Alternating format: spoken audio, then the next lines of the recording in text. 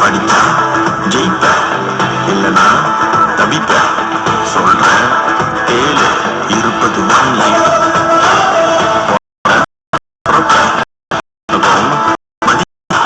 அதுதான் சொகுண்டா இருப்பது one life வானத்த கையில பிடிக்கணும் நண்பா காலத்தை மதிக்கணும்